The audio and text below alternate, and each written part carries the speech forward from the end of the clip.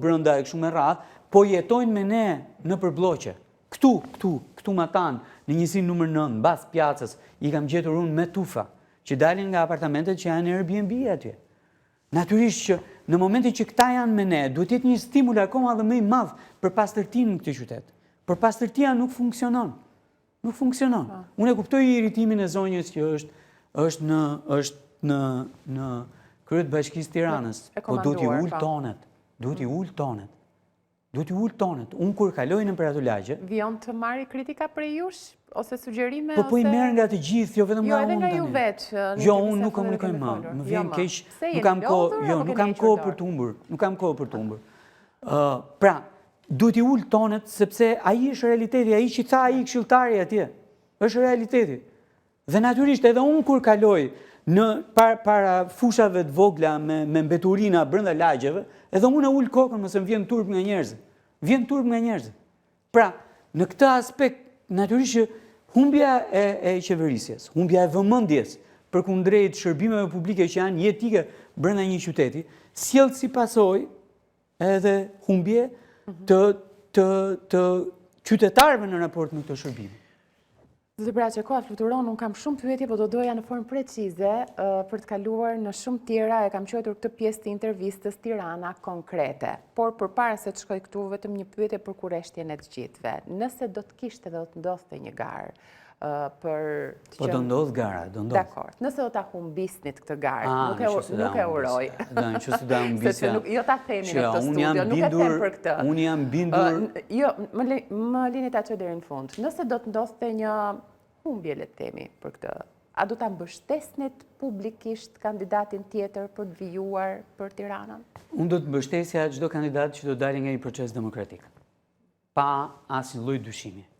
Por nuk jam gati të mbështes një kandidat që nuk del nga një proces demokratik brenda Partisë Socialiste. Fare, zero. Nuk e mbështes dot. Dhe nuk do ta mbështes, nuk kam asnjë lloj mundësie ta mbështes sepse mbi të gjitha nuk dua të shkel mbi parime, mbi të cilat unë jam zhvituar, Partia Socialiste është zhvituar, dhe natyrisht ne jemi munduar që me to të kryejmë një marrëdhënie me njerëzit. Pra, largimi nga ato parime është largim nga njerëzit. Kush nuk e kupton këtë, nuk kupton se çfarë mund të vijë si pasojë në një proces elektoral pastaj, ku njerëzit duhet votojnë, ku ata, të cilët ne i braktisim përmes proceseve të munguara dhe mendojmë se i kemi aty përmes njoftimeve në mur, do të jenë po përsëri me ne. Jo, unë nuk jam gati të mbështes cilin do kandidat që nuk vjen nga një proces demokratik. Rama e quajti opsionin më të mirë për Socialistët dhe Partinë Socialiste, Ogerta Manastirliun, për Bashkinë e Tiranës. Ka ndodhur tani kjo? Jo. Kur e komunikoj pra, kur e komunikoj.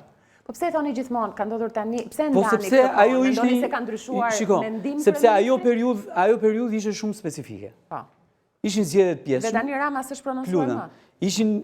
Ishin zgjedhjet pjesëme, ishte emergjencë, duhet ta bëjmë tani, ta bëjmë dhe deri diku, pavarësisht se unë isha kundër asaj gjëje, isha në krah të Ogerta Manastirliut në njësi numër 5. I keni parë një 2-3 takime që bëm gjatë asaj periudhe të shkurtër që ishte atje. Tani është tjetër histori. Tani do hyjmë në zgjedhje të përgjithshme lokale.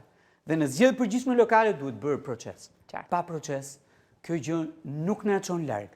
Nuk do na çojë larg. Dhe për më tepër, me emra pastaj, domethënë pa proces dhe me emra që si thon asgjë këtij populli të madh të majt të Tiranës, i bie që unë t'jem socialisti dhe ata janë pavarur. Okej. Mirë, po vijoj me pyetjet me përgjigjet shkurtra, lutem. Cila është gjë e parë që do të ndryshonit në Tiranë po të bëshit kryebashkiak? Për kushtimin.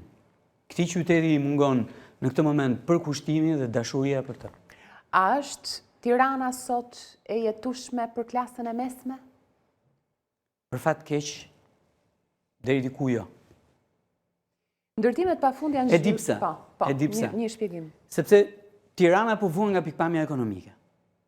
Duket sikur ka një boom të madh ekonomik në Tiranë, etj me radhë, po unë që jam ekonomist, që lexoj numrat, që shikoj tregjet, që shikoj fuqinë blerëse të njerëzve, që shikoj ndërmarrjet prodhuese që mungojnë, që shikoj fshatin që është në një lëngim të thellë e në agresion total nga ndërtimi në Tiranë, them që jo.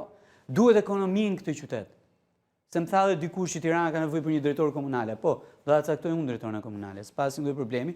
Por po them, Tirana ka nevojë për politika të mirëfillta. Tirana sot është Shqipëria, nuk është Tirana, është Shqipëria.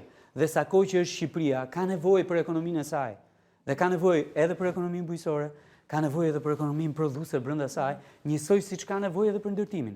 Po që ndërtimi të dominojë ekonominë e këtij qyteti, do të thotë që ndërtimi po merr padrejtësisht nga ajo pjesë që është themelore për të zhvilluar ekonominë prodhuese. Shumë e rëndësishme, po zgjatëm shumë te kjo. Ndërtimet pafund janë zhvillim apo betonizim me leje politike? Jo, nuk janë zhvillim për mua.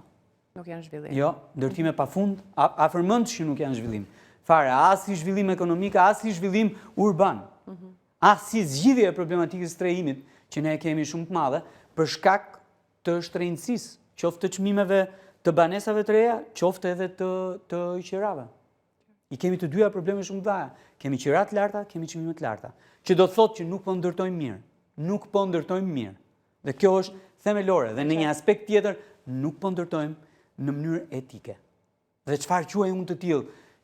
Një pallat që vjen të ndërtohet para fytyrës, edhe që të heq pamjen, të heq dritën, të heq korrentet e ajrit, të heq ajrin mbi A gjitha. duhet të ketë një moratorium kullash në Tiranë?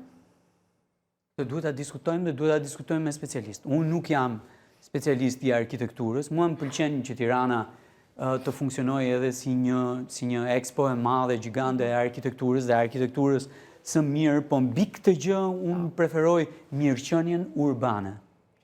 Është shumë e rëndësishme mirëqenia urbane, veçanërisht për atë që ju thoni, për shtresën e mesme që kërkon një nivel tjetër jetese. Tirana ka më shumë kulla apo më shumë qerdhe e shkolla këto kohë, në bazë të ndërtimit më pasme? Jo. Në bazë të intensitetit. Mos ta demonizojmë këtë gjë. Tirana nuk ka. Po them që në kryet herës, për t'i krahasuar. Edhe tani.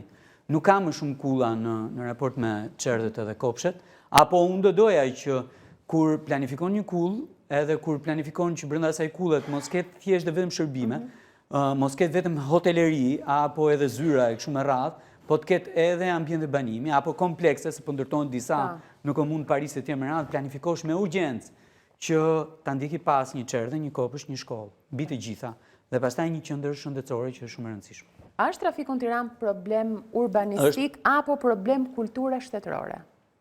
Edhe kulture qytetare, jo vetëm kulture shtetërore, se je në korsinë tënde dhe shikon që ai para te humbi durimin, edhe rrotullohet në vend për të dalë në krahun tjetër. Nuk do mirë është mos jeni me mua në ato minuta që unë ngas makinën, se pale çfarë do dëgjoni. Po mbi të gjitha, kur tjetri nuk rri dot në radhë, po të vjen e të hyn kështu. Vjen nga këtej e të hyn kështu. Pra, është edhe problem urban, është edhe problem organizimi që është shumë e rëndësishme. Dhe mbi të gjitha është edhe pastaj problem i kulturës qytetare. Që nga viti 2000, për 21 vite, hiq 4 vitet që bashkia është drejtuar nga Lulzim Basha, është drejtuar nga Edi Rama dhe Erion Veliaj. Nëse unë ju pyes, ju çfarë do të bënit ndryshe nga Rama dhe Veliaj për bashkinë e Tiranës? Dhe gjitha problemet... Ekonomi. Dhe gjitha problemet që thatë pak më parë, nuk kanë kaluar në vëmendjen e këtyre të dyve? Kanë kaluar, një pjesë e këtyre problematikave janë përmirësuar, po ky vit i fundit ka përkeqësuar gjithçka në kryeqytet, veçanërisht në aspektin e ligjshmërisë. Domethënë, Tirana është në kufit e paligjshmërisë së vitit 98-99-2000. Pra, këtu gjithkush bën çfarë të dojë,